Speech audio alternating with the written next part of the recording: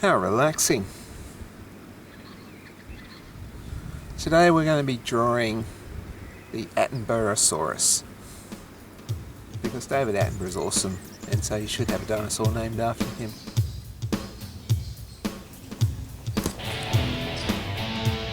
And there's a family of aquatic reptiles which was given my name, which is Attenborosaurus. Attenborosaurus is really something, isn't it? And here is our Attenborosaurus.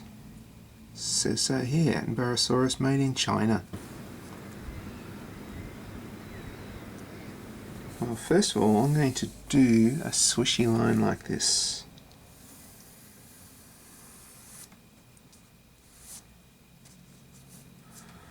And put a bit more movement in it. It's a fairly short tail for a dinosaur. A little bracket like that.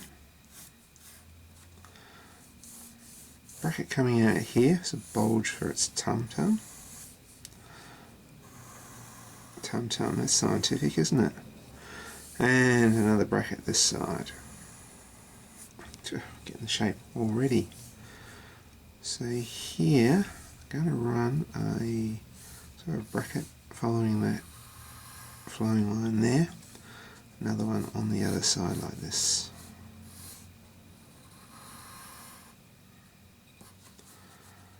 Off the side here. Two brackets like that. One bracket like that. Little bracket like that. Another bracket like that. Using brackets is very, very good for drawing. Do again here, bracket, bracket, like that. Smooth bracket like that. Little one like that. Little one like that. We just need to round off those ends. And over here, got a bracket, round off the end, and bracket out here. So a bit of a bend going that way, one going that way, a longer one going that way. Now a strange head.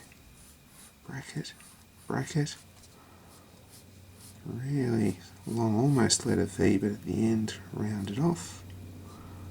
I've quite got that shape right. Another one here.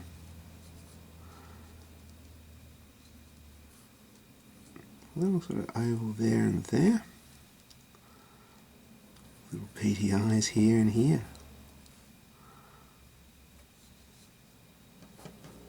I'm going to jump right in with a paintbrush. So this is a liner. It's a very fine liner. A liner, what that means is that these bristles here are a bit longer than normal. So normally the bristles be about here. These ones go a little bit longer. You get long ones still.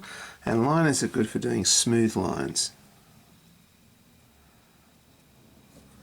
I'll go underneath first. And you guys sort of use them pretty much flowing. Don't want to rest your arm on the paper too much. You want to move at the shoulder, let your elbow flow free. Not enough ink. I'm just dipping it in drawing ink. Indian ink, which is actually soot and shellac and water. Probably a few other things in there too. Go from there.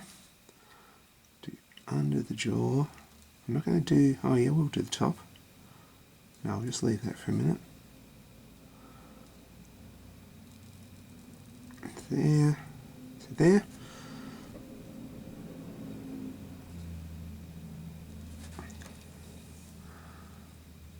When you ink something, it's good to do as much as you can with a flowing paintbrush like this.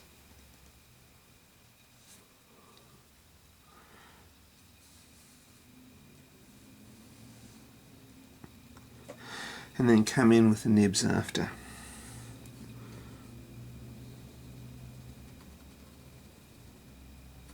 bit like a Loch Ness monster, this thing.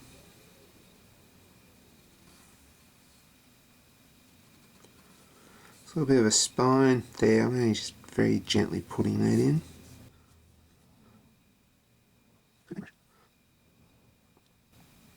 If you haven't already, I recommend next time you go into an art shop, get yourself a liner. These ones here are actually Trekell. I find they're quite cheap and they're very good.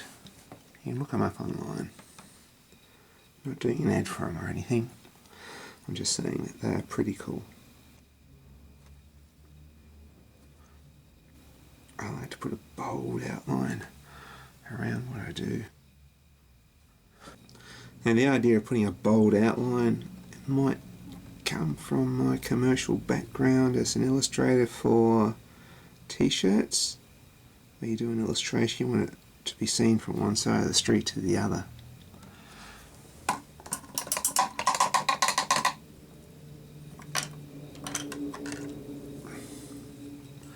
Next I've got a nib. You can buy these off eBay often. Nice nib holder too. You can use anything for a nib holder, but that's my nib. And if you go here, there's instructions on how to use a nib pen.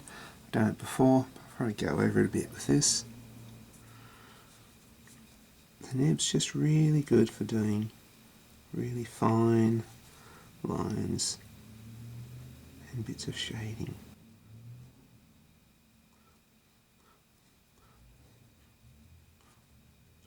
Alright, I think most of the teeth on this are hanging downwards.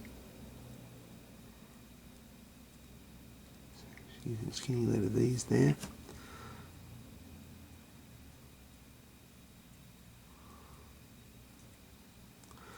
So sagittal crest there.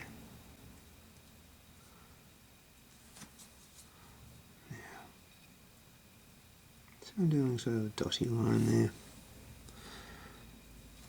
What I need to do is a bit of shading. So where I'm going to pick the shading, probably on this line here, I'm going to do a few lines that go like this. They're sort of descriptive lines. You see they sort of go around the form. So we're trying to make it look a bit 3D. I just put the occasional dot and circle in, a bit of texture. I try not to cross-hatch. Sometimes people can use cross-hatching really well, but if you're not good at using cross-hatching, it comes off as a bit amateurish. I use cross-hatching for the darkest spots.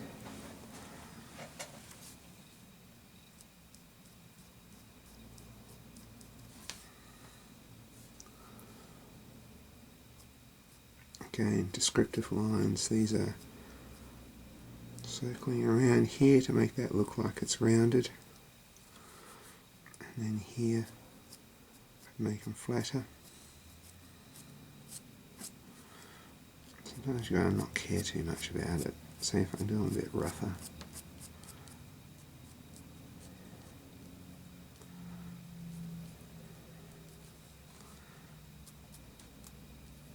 More circles. Seems to have lots of dots on the back. Well, this model that I've got does anyway. I'll run with that texture. Why not?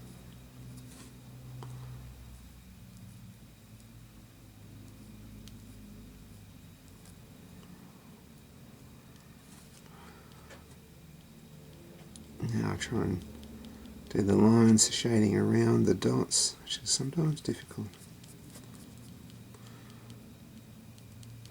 A few dots through here too to give it a texture. Sometimes I'll do a line and then go dot dot. See that? Dot dot and a line. It's one of the little things that I do.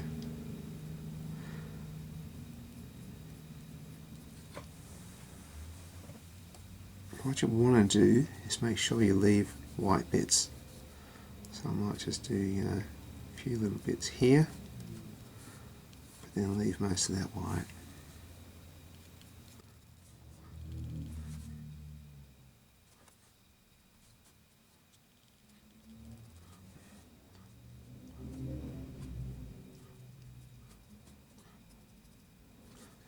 So there we have Attenborosaurus, looking very much like a Loch Ness monster. I do enjoy drawing dinosaurs. I think I might have to throw some colour on this.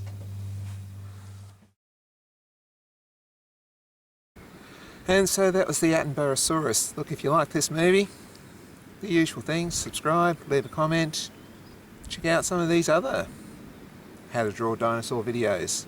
See you next time.